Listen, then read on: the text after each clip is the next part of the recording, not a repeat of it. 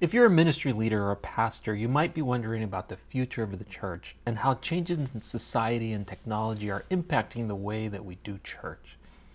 One of these changes that's happening in society is what's often referred to as gentrification in our communities, or changes in our communities that are causing people to migrate in and out of our communities. In a recent census study that took place in 2010, California actually, who is known for being a population center that constantly receives people from other states moving in, actually received a net loss in population, meaning that many people who had come for jobs but haven't been able to afford buying a place here in Southern California actually have moved, and that outpaced the people that were coming and moving into Southern California and California as a whole. And one of these things is really affecting our churches. Many of our church members have moved to other states, in particular to states like Texas. Many large numbers of people, church members of ours, have moved to places like Oregon, to places like Idaho and Washington. And some of our churches are feeling the effects of members who've moved out and less people moving into our communities. So these are some changes that are impacting the way that we do church.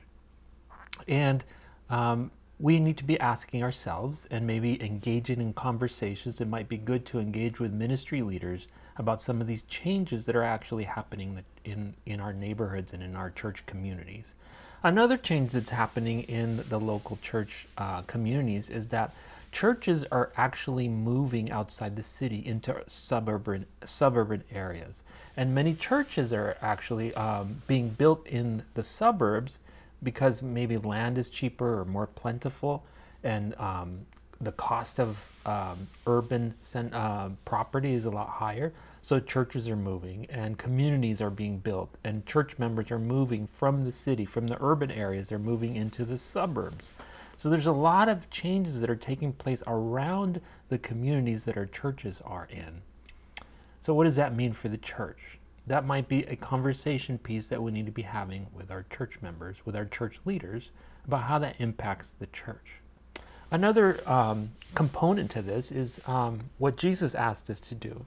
When Jesus was asked, you remember the story about what's the most important commandment?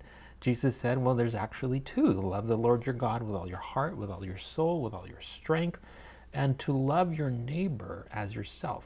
He was quoting from the Shema. So here we see two ideas: to love God and to love our neighbor.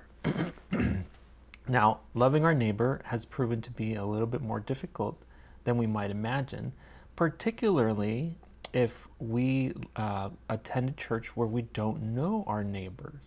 You see, studies show that there are many churches where the church members, up to half of the church members in a particular church, don't actually live in the community in the church that they actually worship in.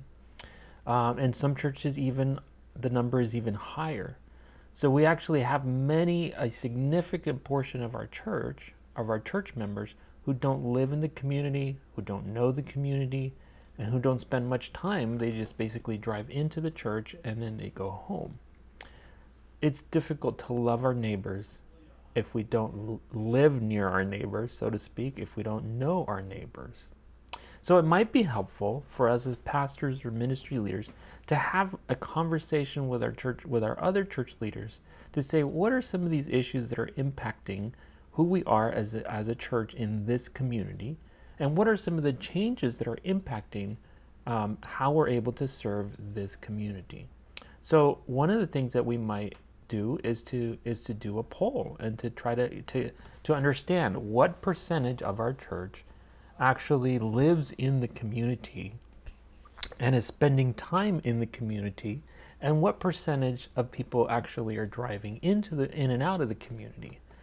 And that'll give us an idea of how to approach this. If we find that there's a large percentage of people that are driving in the community, it might lead us to be a little bit more intentional about helping or asking those people to spend a little bit more time in the community. We might ask them to frequent local businesses. I know that there's a very successful church who has this program to bless the business, and they pick one Saturday night out of the month, and they pick a different business in their community to bless. And so it might be an ice cream shop, it might be a restaurant, it might be a yogurt shop. And once a month, what they do is they pick a business, they contact them, they say, you know what, we're one of your local churches, and we're here in the community, and how is business? We'd love to bring you some business. Is it okay if we bring 20 or 30 or 50 people next month on the second Saturday of the month, and just come and support your business? And they do that every single month. Now imagine if a church was known in the community for blessing the businesses in that community. That is one intentional way of getting our church members, particularly those who don't live in the community, to spend more time in the community. Another way of getting to know neighbors is to set up an interview system. Reggie McNeil calls it appreciative inquiry. What does that mean?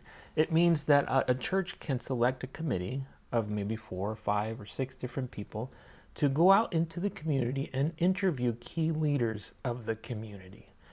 It could be a principal of a high school or an elementary. It could be a prominent teacher. It could be a large business owner in the community. It could be a council person, a chamber of commerce leader, somebody who knows, who has a pulse of the city. And then to ask these people a group of questions. What are some of the challenges in this community? What are some of the needs in this community? What are some of the things that bring people together in this community? What are some of the big events that the community is known for? And what are some of the things that keep people apart? What are some of the ways that that community people can gather together to meet needs in the community?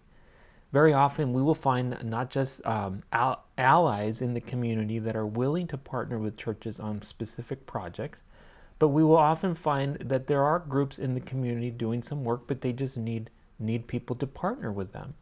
So it doesn't have to be something that we come up with from scratch. We simply can just partner with people in the community who are already doing meaningful ministry and outreach in the community, and we can just partner with them with volunteer work and other ways to support those efforts.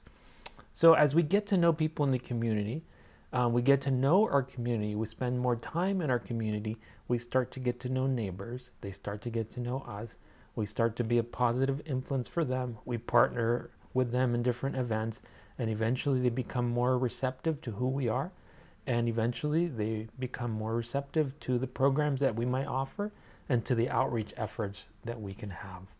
These are just some suggestions about how we can get to know our neighbors, spend time with our neighbors. There's many different ways to pray the neighborhood, to walk the neighborhood, to dedicate a day of ministry throughout the city, and to do all kinds of outreach things in the neighborhood so that we can get to know our neighbors. God bless you as you begin to have these conversations with your ministry leaders so that you can identify ways to better engage and love your neighbors.